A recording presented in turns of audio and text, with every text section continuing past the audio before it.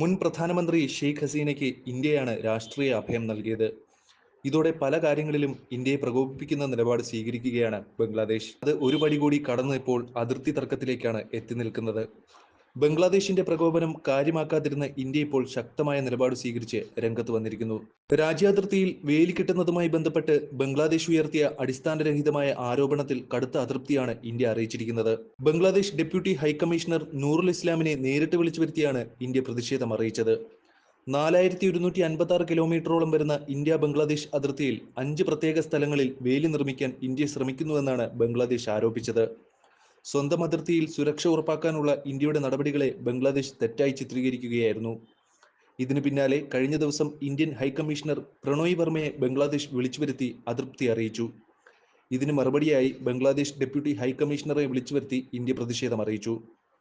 അതിർത്തിയിൽ സുരക്ഷ ഉറപ്പാക്കാനുള്ള നീക്കം മാത്രമാണ് നടത്തുന്നത് എന്നാണ് ഇന്ത്യ ബംഗ്ലാദേശിന് മറുപടി നൽകിയത്. വേലി കെട്ടുന്നതും സാങ്കേതിക സൗകര്യങ്ങൾ സ്ഥാപിക്കുന്നതും സുരക്ഷയുടെ ഭാഗം മാത്രമാണെന്നും രാജ്യത്തിന്റെ ആഭ്യന്തര താൽപര്യമാണെന്നും അതിൽ ബംഗ്ലാദേശിന് ആശങ്ക വേണ്ടെന്നും ഇന്ത്യ വ്യക്തമാക്കിയിട്ടുണ്ട്. അസാധാരണമായ രാഷ്ട്രീയ സംഭവവികാസങ്ങളിലൂടെ ബംഗ്ലാദേശ് കടന്നുപോയത് ഏതാനും മാസങ്ങൾക്ക് മുൻപാണ്.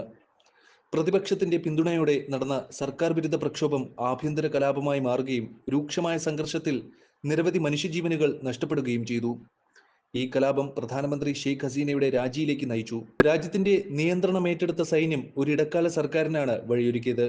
സാമ്പത്തിക വിദഗ്ധനും നൊബേൽ ജേതാവുമായ മുഹമ്മദ് യൂനിസിന്റെ നേതൃത്വത്തിലുള്ള ഇടക്കാല സർക്കാർ അധികാരത്തിൽ വന്നത് ഇന്ത്യ ബംഗ്ലാദേശ് ബന്ധങ്ങളെ ഏതു വിധത്തിലൊക്കെ ബാധിക്കുമെന്ന ആശങ്ക ആ സമയത്ത് തന്നെ ഉണ്ടായിരുന്നതാണ്. ഷെയ്ഖ് ഹസീനയെ പോലെ ശക്തമായ ഒരു നേതാവിന്റെ അഭാവത്തിൽ ഇന്ത്യ ബംഗ്ലാദേശ് അതിർത്തിയിലൂടെയുള്ള മയക്കുമരുന്ന് കള്ളക്കടത്തും അനധികൃത കുടിയേറ്റവും വർദ്ധിക്കാനുള്ള സാധ്യത ചൂണ്ടിക്കാണിക്കപ്പെട്ടിരുന്നു. അതിർത്തിയിൽ അതീവ ജാഗ്രത ആവശ്യമായി വരുന്ന സാഹചര്യം ഇന്ത്യക്കുണ്ടായി. അതിർത്തി രക്ഷാസേനയുടെ നിരീക്ഷണം ശക്തമാകുന്നതടക്കം നടപടികൾ ഇതിന്റെ ഭാഗമായി സ്വീകരിച്ചിട്ടുണ്ട്.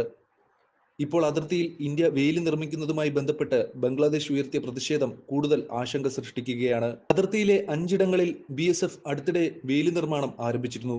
നുഴഞ്ഞുകയറ്റം വർദ്ധിച്ച പശ്ചാത്തലത്തിലാണിതെന്ന് ബന്ധപ്പെട്ട വൃത്തങ്ങൾ സൂചിപ്പിക്കുന്നുണ്ട്.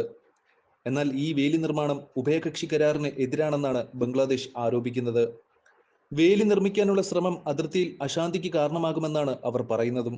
അതിർത്തിയിൽ സംഘർഷ സാഹചര്യം ഉണ്ടാവുന്നത് തടയാൻ ആവശ്യമായ നടപടികൾ ഇരു രാജ്യങ്ങളും സ്വീകരിക്കേണ്ടതുണ്ട്. ഇക്കാര്യത്തിൽ പരസ്പര വിശ്വാസത്തോടെയുള്ള നടപടികളാണ് ആവശ്യം. ബംഗ്ലാദേശിൽ നിന്നുള്ള കള്ളക്കടത്തും ക്രിമിനലുകളുടെ സഞ്ചാരവും തടയുന്നതിന് ഇന്ത്യക്ക് സ്വാതന്ത്ര്യവും അധികാരവുമുണ്ട്. അവിടുത്തെ അനിശ്ചിതത്വങ്ങൾ ഇന്ത്യക്ക് തലവേദനയായി മാറാൻ അനുവദിക്കരുതല്ലോ. ലോകത്തിലെ തന്നെ ഏറ്റവും വലിയ അന്താരാഷ്ട്ര അതിർത്തികളിൽ ഒന്നാണ് ഇന്ത്യയും ബംഗ്ലാദേശും പങ്കിടുന്നത്. 4000 കിലോമീറ്ററിലേറെ നീളത്തിലാണ് ഈ അതിർത്തിയുള്ളത്. ഇതിൽ 2200 കിലോമീറ്ററിലേറെയും പശ്ചിമ ബംഗാളിന്റെ അതിർത്തിയിലാണ്. അസം, ത്രിപുര, മിസോറാം, മേഘാലയ അതിർത്തികളിലും ബംഗ്ലാദേശിൽ നിന്നുള്ള ക്രിമിനൽ സംഘങ്ങളുടെ ഭീഷണി ഇന്ത്യക്ക് പ്രതിരോധിക്കേണ്ടതുണ്ട്. അതിർത്തി മാനേജ്മെന്റുമായി ബന്ധപ്പെട്ടുള്ള കരാറുകളുടെയും ക്രിയാത്മക ചർച്ചകളുടെയും ഒക്കെ അടിസ്ഥാനത്തിൽ സുരക്ഷിതത്വം ഉറപ്പാക്കാനുള്ള നടപടികളാണ് ഇപ്പോൾ ഇന്ത്യ സ്വീകരിക്കുന്നത്.